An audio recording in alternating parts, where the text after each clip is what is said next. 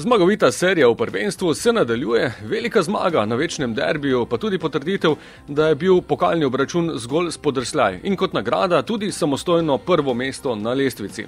V primerjavi z zadnjimi tekmami nekaj sprememb, zaradi poškodbe Aleksandra Rajčevića je mesto v obrambi zasedel Jean-Claude Bilong, na desni strani je začel povratnik Martin Milec, po dolgem času je prvi enajsterici začel tudi Gregor Bajde. In začelo se na najboljši možen način že v 6. minuti, po nekaj podajah z desne strani je žoga po odbijanju prišla do kapetana, ki jo je zabil pod prečko za svoj že 129. gol. Samo en Tavaresu manjka do rekorda.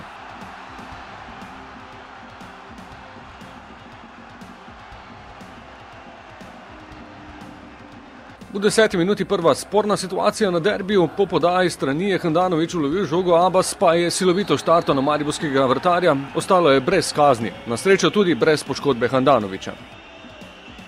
V prvem polčasu popolna kontrola tekme in pa številne dobro izvedene napadalne akcije, tako da bi lahko bil rezultat že v prvem polčasu že višji. V 24. minuti je poizkusil Dare Vršič, potem pa lepa akcija Damjana Boharja po levi strani, ponovno je akcijo zaključil Vršič. Zelo aktiven Dare Vršič v prvem polčasu je imel sjajno priložnost za povišanje vodstva pred koncem prvega polčasa. Tokrat se je lepo izognil ofsajd zanki, stekel sam proti vratarju Ivačiču, toda za učinkovitejši zaključek se mu na koncu ni šlo. Mislim, da smo danes pokazali pravi Maribor, ki se bori za svoj grb. In danes na igrišču bilo 11 levov in pokazali smo zelo dobro tekmo in na koncu 1:0 rezultat bi lahko bil še veliko večji. Moštvo je enako suvereno in pa osredotočeno začelo tudi drugi polčas. Že po 3 minutah prva priložnost, po podaji z desne strani je z glavo poizkusil Tavares. Vmes še ena sporna situacija, gostujoči igralec Nik Kapun, ki je že imel rumeni karton, je ob tem posredovanju ostal brez druge kazni.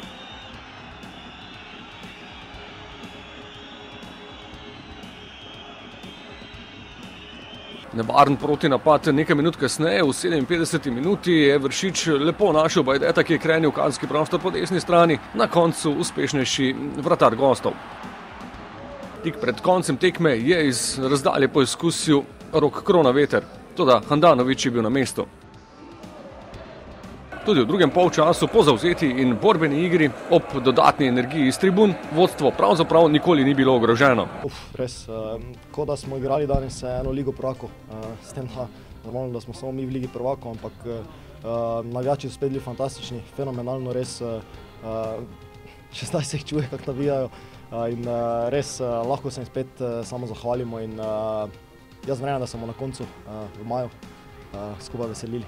In kot rečeno, zaslužena nagrada, prvo mesto na lestvici in sedaj 3 točke naskoka v dvoboju za prvaka. Zmaga je velika, zelo pomembna zmaga.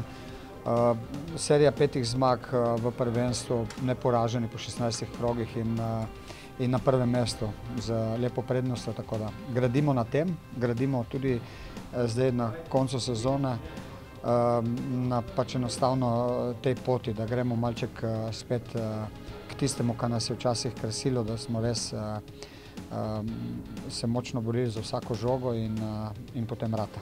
Po prepotrebni in zasluženi regeneraciji se bo moštvo že čez vikend začelo pripravljati na novo veliko preizkušnjo. V ponedeljek prvaki potujejo v Moskvo na dvoboj 5. runde lige prvakov proti ruskem prvaku Spartaku.